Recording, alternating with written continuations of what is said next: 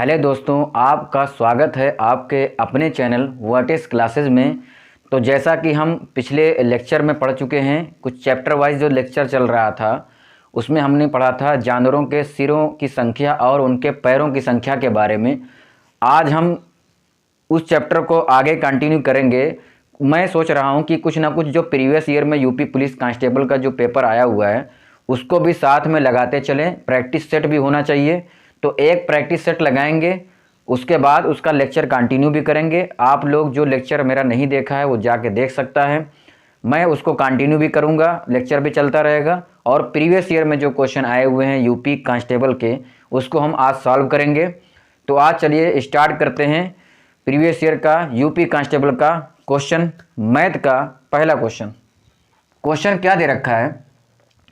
13 से विभाज्य सबसे छोटी 3 अंकों की संख्या 16 से विभाजित है, तो शेषफल ज्ञात कीजिए। ये क्वेश्चन दे रखा है, ठीक है। 3 अंकों की संख्या जो 13 से विभाजित हो, ऐसी कौन सी संख्या हो सकती है?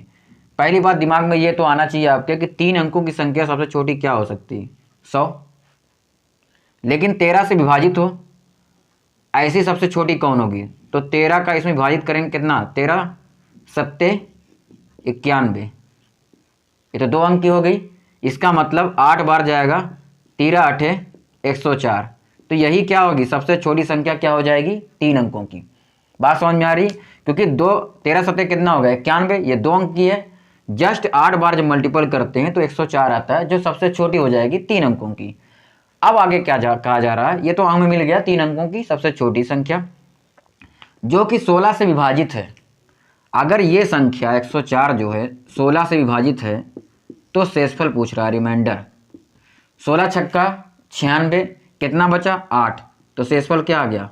8 आ गया, ऑप्शन डी। तो इतना आसान था, कुछ था ही नहीं क्वेश्चन में, बहुत ही सिंपल क्वेश्चन था, बेसिक क्वेश्चन था कि वो संख्या जो 3 अंकों की है सबसे छोटी, तो 13 से विभाजित है। तो आप 13 का टेबल पढ़िए, 100 के आसपास कौन सी आती है? 13 सत्ते 91, तो 2 अंक की हो गई। इसका मतलब 13 8 104 जो कि 3 अंक की सबसे छोटी बन जाएगी। उसके बाद आप 16 से विभाजित कीजिए, शेषफल निकाल लीजिए। बहुत आसान था ये, ठीक है दोस्तों। तो क्या करते हैं, इसके आगे नेक्स्ट क्वेश्चन लगाते हैं, आप लोग नोट करिए तब तक। तो दोस्तों अगला क्वेश्चन क्या दे रखा है? 6561 के वर्गमूल की गणना की जाती है, यह संख्या अपने स्वयं के वर्गमूल द्वारा विभाजित है, तो परिणाम ज्ञात कीजिए। अब यहाँ पे देखिए 6561 के वर्गमूल की गणना की जा रही है, तो हमें पहले इसका क्या करना पड़ेगा? वर्गमूल निकालना पड़ेगा, ठीक है। तो आप वर्गमूल कैसे निकालेंगे 6561? तो एक तरीका मैं आप लोगों को बता देता हूँ। कभी भी वर्गमूल और घनमूल निकालेंगे तो कैसे निकालेंगे, यहाँ तो तब भी थोड़ा सा आप अंदाज़ा लगा सकते हैं, लेकिन शॉर्ट ट्रिक तरीका बताता हूँ। कितनों भी नंबर बड़ा हो आप निकाल सकते हैं। जैसे आपको वर्गमूल निकालना है तो क्या करिए, 2 अंक को आप सर्कल कीजिए और उसका इकाई अंक देखिए। इकाई अंक 1 है तो इसको इकाई अंक किसके स्क्वायर में आएगा? तो एक तो 1 का स्क्वायर करेंगे तब इकाई अंक 1 आएगा, दूसरा 9 का स्क्वायर करेंगे तो 81 होता है, उसका इकाई अंक 1 आएगा। ये बात क्लियर हो गई। अब ये 2 संख्या बची, इस 2 संख्या को किसके स्क्वायर के पास आ रहा है? तो 8 ढाई 64, यानी 8 का स्क्वायर 64 होता है और 9 का स्क्वायर 81 होता है।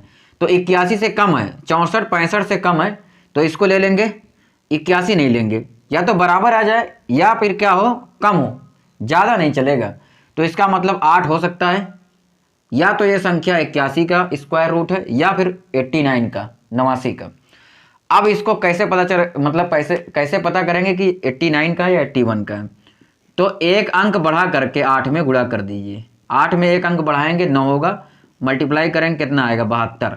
अब इस 72 से कंपेयर कीजिए, 72 से क्या है? 65 कम है, तो कम है तो इसका मतलब 81 का क्या था? स्क्वायर रूट था। तो हमें पता चल गया इसका मान कि ये 81 है। बात क्लियर हो गई है? 72 से कंपेयर करेंगे, अगर ये ज़्यादा होता तो ज़्यादा वाला आंसर आ जाता, फिलहाल यहाँ कम है तो कम वाला आ गया।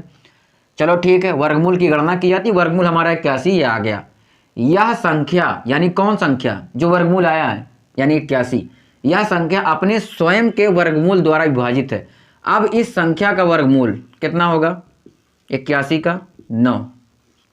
यह संख्या अपने स्वयं के वर्गमूल द्वारा विभाजित है, तो परिणाम होगा। तो संख्या तो 81 थी, और इसका वर्गमूल मैंने निकाल लिया 9, तो 9 से विभाजित है, विभाजित करने के बाद क्या आएगा रिजल्ट, परिणाम क्या आएगा, 9 9 81, क्या 9 ही आएगा। बात समझ में आ रही है। क्वेश्चन बहुत ही ट्रिकी क्वेश्चन था, घुमा रहा है लैंग्वेज में, लेकिन है सिंपल। कह रहा 6561 के वर्गमूल की गणना की जाती है। आपने क्या किया, पहले वर्गमूल निकाल लिया, ठीक है। यह संख्या यानी कौन 81 अपने स्वयं के वर्गमूल द्वारा, यानी इसी का वर्गमूल कितना होगा 9 होगा, अपने स्वयं के वर्गमूल द्वारा विभाजित है, तो विभाजित तो है 9 9 81। बात समझ में आ रही, यानी आंसर क्या हो जाएगा। तो परिणाम ज्ञात कीजिए, परिणाम क्या हो गया 9, क्योंकि 9 आया ना, 81 मत कर देना गलती से, 81 नहीं होगा, विभाजित होने के बाद क्या आएगा वो पूछा गया है। तो आप लोग इसको क्या करिए, नोट करिए। तो दोस्तों अगला क्वेश्चन क्या दे रखा है, अगला क्वेश्चन दे रखा है एक वृत्त के व्यास को दुगना किया जाता है, क्षेत्रफल में कितनी वृद्धि होती है, ये बताया जाएगा। ठीक है, एक वृत्त का व्यास है, पहले कुछ था, पहले व्यास मान लो 1 था, अनुपात में लगा लेते हैं, दोबारा क्या कर दिया गया, व्यास, व्यास पूरा होता है ना, ये रेडियस नहीं, व्यास पूरा है, 1 अनुपात दुगना कर दिया गया। पहले व्यास 1 था, अब 2 हो गया। तो अगर मैं लिखूं अनुपात में, पहले व्यास 1 था, अब 2 हो गया, ठीक है, 1 2। तो ये तो व्यास है डी, रेडियस क्या होगा, रेडियस आधा होता है व्यास का, तो 1/2, और ये 1 हो गया, 2/2 1। तो एरिया क्या होगा भाई, एरिया 1/2 का क्या होगा, स्क्वायर कर दोगे, है ना, क्योंकि क्या होता है पाई आर स्क्वायर होता है, लेकिन पाई तो दोनों में होगा, तो इसलिए मैं पाई पाई कट जाएगा, इसलिए मैं सिर्फ आर को स्क्वायर कर रहा हूँ। तो 1/2 स्क्वायर, इसका 1 का स्क्वायर, ठीक है। तो ये हो जाएगा 1/4, और इसका क्या हो जाएगा 1। तो आप खुद देखिए 1/4 हो गया, ये 4, तो इसका मतलब क्रॉस मल्टीप्लाई कर दिए तो 1 और 4, यानी कितना हो गया 4 गुना। बात समझ में आ रही, पहले 1 था, अब 4 गुना हो गया। ऑप्शन क्या आ जाएगा बी, 4 गुना। तो इस तरीके से हम क्या कर सकते हैं, इसको लगा सकते हैं। अनुपात से सबसे आसान तरीका है, 1 दुगना था, हाफ कर दिया तो रेडियस हो गई, और उसका एरिया स्क्वायर कर दिया, और क्रॉस मल्टीप्लाई देखिए 1 से 4 हो गया, यानी 4 गुना। तो आप नोट करिए, इसके बाद अगला क्वेश्चन लगाते हैं। तो दोस्तों अगला क्वेश्चन देखते हैं। नेक्स्ट क्वेश्चन दे रखा है एक्स के बैंक खाते में 86.54 रुपये शेष हैं, 55.31 रुपये की जमा और 84.31 रुपये की निकासी के बाद शेष राशि क्या होगी। तो ये बहुत बेसिक क्वेश्चन है। आप देखिए क्या कहा जा रहा है, कोई एक्स बैंक है, खाता है, उसमें इतने रुपए शेष बचे हैं, ठीक, और बंदा इतने रुपए और जमा कर रहा है, लेकिन 84.33 रुपये क्या कर रहा है, निकाल रहा है। तो जो शेष बचा है, इतना जमा किया, इन दोनों क्या करो, पहले ऐड कर लो, ऐड कर लेते हैं।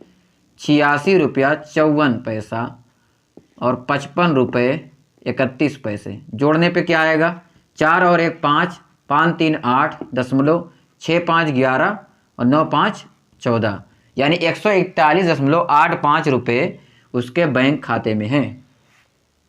अब वो निकाल कितना रहा है, 84.33 रुपये। तो आप इसमें से क्या करिए, घटा दीजिए 84.33 रुपये। 5 में से 3 गए 2, 8 में से 3 गए 5, 11 में से 4 गए 7, तो 7 5 2 सिर्फ एक ही में है, यानी ऑप्शन ए सही होना चाहिए। 13 में से 8 गए 5, देखो 57.52 रुपये, ऑप्शन ए बिल्कुल करेक्ट है। तो ये तो मुझे लगता है सबसे सिंपल क्वेश्चन था, जो ये प्रीवियस ईयर में आया हुआ था क्वेश्चन, कुछ था ही नहीं। शेष कितना है, उसने कितना जमा किया, तो टोटल इतने पैसे हुए, और कितना निकाला वो घटा दीजिए आप, ठीक है, नोट करिए आप लोग। उसके बाद नेक्स्ट क्वेश्चन चालू करते हैं। तो अगला क्वेश्चन क्या दे रखा है दोस्तों, अगला क्वेश्चन दे रखा है एक संख्या को 3003 से गुणा किया जाता है और 7 11 13 के लासा द्वारा विभाजित किया जाता है, और फिर स्वयं इसके ही द्वारा विभाजित किया जाता है, परिणाम ज्ञात कीजिए। तो देखिए संख्या क्या है, 3003 है, ये संख्या दे रखी है। 7 11 और 13 का लासा, 7 11 और 13 का जो लासा होता है, एलसीएम होता है, वो 1001 होता है। ये याद कर लीजिए आप लोग, क्योंकि बहुत ही इंपॉर्टेंट है, ये बहुत जगह पूछा जा चुका है। 7, 11, 13 का क्या होगा 1001 होगा। अब इसके लासा के द्वारा इसी संख्या में क्या किया जा रहा है, विभाजित किया जा रहा है। तो आप 3003 में जब 1001 से भाग देंगे तो क्या बचेगा, 3 बार जाएगा तो 3 ही बचेगा, रिजल्ट 3 आएगा। तो परिणाम क्या आ गया 3। यहाँ पे क्वेश्चन में 2 बार लिखा है ये चीज़, 7, 11, 13 के लासा द्वारा विभाजित किया था, फिर लिखा फिर स्वयं इसके ही द्वारा विभाजित किया था, मतलब वही बात कह रहा है। क्वेश्चन ऐसा ही आया था, उन्होंने 2 बार रिपीट किया है ये बात, लेकिन कहने का मतलब उसका यही है कि 7, 11 और 13 के लासा द्वारा उस संख्या को विभाजित किया जा रहा है। तो क्या हो जाएगा, वो 3 आ जाएगा। नोट करिए आप लोग, इसके बाद नेक्स्ट क्वेश्चन लगाते हैं। तो दोस्तों अगला क्वेश्चन करते हैं। अगला क्वेश्चन दे रखा है, यदि 10x + 5 अनुपात 42x + 8 5:8 के लिए घनानुपात है तो x³ का मान ज्ञात कीजिए। क्या कहा जा रहा है, ये जो 2 अनुपात दिया रखा है ना, ये 5:8 के लिए घनानुपात है। तो पहले मैंने नंबर सिस्टम में और अनुपात वाले चैप्टर में भी मैंने ये चीज़ बताई है कि घनानुपात का फार्मूला क्या होता है। घनानुपात का मतलब ये हो जाएगा, जब 2 संख्या कहे घनानुपात में है तो उसका घन करना रहता है, यानी 5 का क्यूब और 8 का क्यूब। लेकिन ये किसके किसके अनुपात के बराबर है, इसके। तो पहले ही लिखेंगे हम 10x + 5 बटे, अनुपात का मतलब डिवाइड होता है, 42x + 8, ये बात समझ में आ रही, बराबर 5 का क्यूब और 8 का क्यूब। क्योंकि घनानुपात है ना, घनानुपात, समानुपात एक होता है तो बराबर कर देते हैं, लेकिन घनानुपात है तो इसका मतलब घन करना पड़ेगा, यानी क्यूब करना पड़ेगा।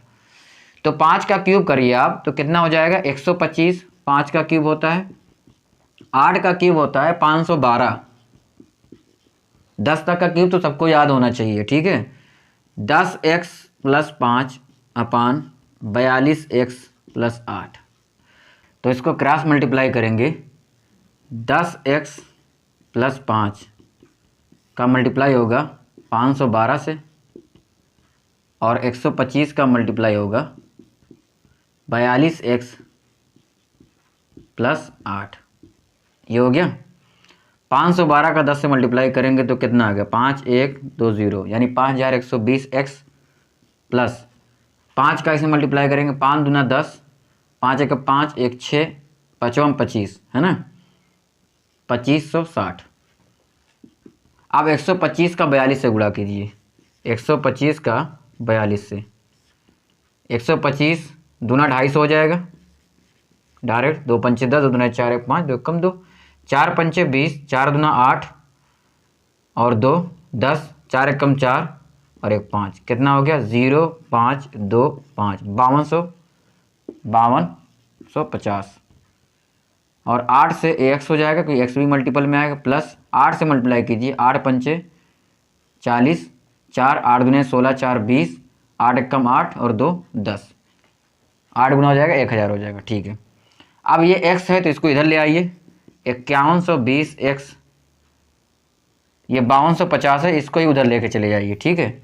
इसको क्या करिए 5250x माइनस, ये उधर ले आएंगे 5120x, ये कितना है 2560 माइनस 1000 इधर ले आइए, ये कितना हो जाएगा 2560 में से 1000 चला जाएगा तो 1560 हो जाएगा। यहाँ घटाइए, 0 से 0 हो जाएगा, 5 में से 2 गए 3, यहाँ बचा 2, 2 में से 1 गए 1, 5 में से 5 गए 0, यानी 130x।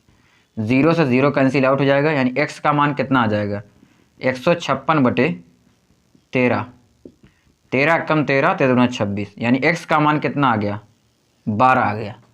तो फाइनली हमें x का मान मिल गया है और x का क्यूब पूछा जा रहा है, तो इसका मतलब यह हुआ कि 12 का क्यूब बताना है आपको।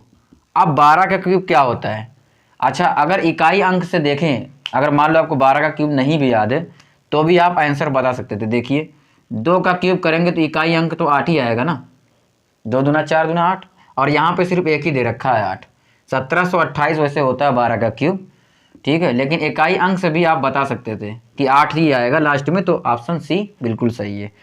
तो आप लोग इसको नोट करिए, बहुत सिंपल क्वेश्चन था, सिर्फ इसमें आपको यह पता होना चाहिए था कि घनानुपात मतलब क्या कह रहा है, यानी वो जो अनुपात दे रखा है उसका घन करना है, ये चीज़ थी। बाकी आपको सिंपली मल्टीप्लाई करना और कुछ नहीं था। आई होप मुझे लग रहा है समझ में आ रहा होगा आप लोगों को। ठीक है, अगर समझ में आ रहा है तो आप लाइक करिए, शेयर करिए दोस्तों, और आप नोट करिए इसके आगे जो क्वेश्चन आया हुआ था वो लगाते हैं। तो अगला क्वेश्चन लगाते हैं, 40 के वर्ग के 40% का 1/4 ज्ञात कीजिए। 40 के वर्ग का क्या मतलब हो जाएगा, 40 गुणे 40 यानी 40 दो बार मल्टीप्लाई करेंगे, 40 का वर्ग हो गया, का 40%, तो इसका मतलब इसी का 40% होगा यानी 40/100 हो जाएगा।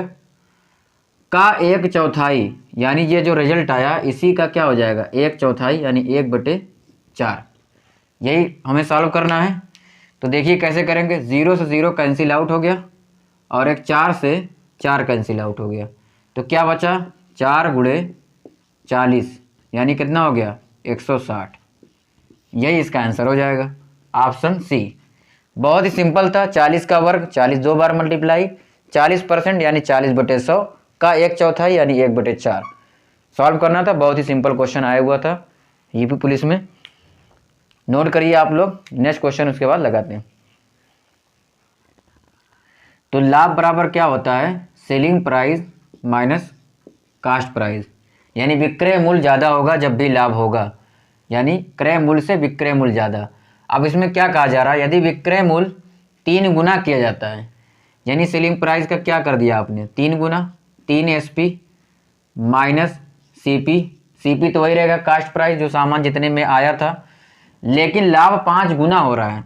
तो 5 गुना का क्या मतलब, CP जितने का आया था उसका 5 गुना यानी 5 CP, ये हो जाएगा। तो 5 CP और माइनस CP इधर आएगा तो प्लस CP बराबर 3 SP, ये हो जाएगा। 5 और 1 6 यानी 6 CP बराबर 3 SP। तो सेलिंग प्राइस और कास्ट प्राइस का क्या करिए आप, अनुपात निकालिए। तो सेलिंग अपान कास्ट यानी 6/3 यानी 2/1 इसका अनुपात आ जाएगा। अब हमें क्या निकालना, लाभ परसेंटेज, लाभ परसेंटेज ज्ञात करना है। तो लाभ परसेंटेज क्या होता है, CP और कितने का लाभ हुआ यानी प्रॉफिट इंटू 100, ये फार्मूला होता है लाभ परसेंटेज का। तो CP कितना यानी कितने का सामान था, ये अनुपात है 1 का, कितने का लाभ हो रहा है, 1 का था 2 में बेच रहा है, यानी प्रॉफिट कितना है 1 रुपये, 1 अनुपात के हिसाब से 1 था 2 में बेच रहा है यानी 1 बढ़ा के बेच रहा है, इंटू 100, तो कितना आ जाएगा 100%। तो ऑप्शन कौन सा करेक्ट हो गया, बी वाला ऑप्शन बिल्कुल करेक्ट है। समझ में आ रहा है आप लोगों को, नोट करिए। इसके बाद अगला क्वेश्चन हम लोग सॉल्व करते हैं। तो दोस्तों क्वेश्चन क्या दे रखा है, X 42,000 रुपये में एक स्कूटर खरीदता है, वह मरम्मत पर 6,000 रुपये व्यय करता है और स्कूटर को 54,000 रुपये में बेचता है, उसका लाभ प्रतिशत ज्ञात कीजिए। देखिए इसमें क्या है, 42,000 रुपये का क्या है, स्कूटर है और रिपेयरिंग में कितना खर्च हो रहा है 6,000 रुपये। तो अब ये कितने का पड़ गया, 48,000 रुपये का पड़ गया।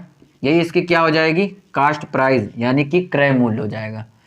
54,000 रुपये में बेचा जा रहा है यानी कि सेलिंग प्राइस कितना है 54,000 रुपये। तो कितने का प्रॉफिट हुआ, प्रॉफिट यानी कितने का लाभ हो रहा है, सेलिंग प्राइस में से क्या करेंगे आप, कास्ट प्राइस घटा देंगे, विक्रय मूल्य में से क्रय मूल्य घटाएंगे, यानी कि 54,000 रुपये में से आप 48,000 रुपये घटा देंगे, कितना बच जाएगा 6,000 रुपये बच जाएंगे।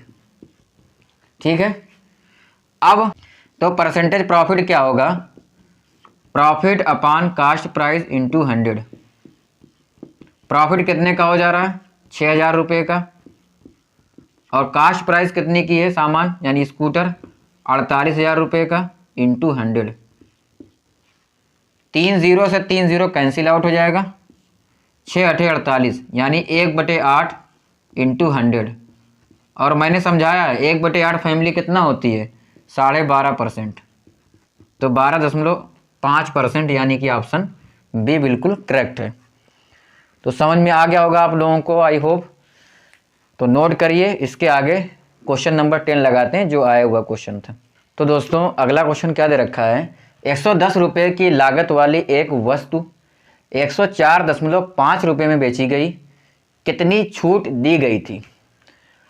110 रुपये का सामान है, बेचा कितने में जा रहा है?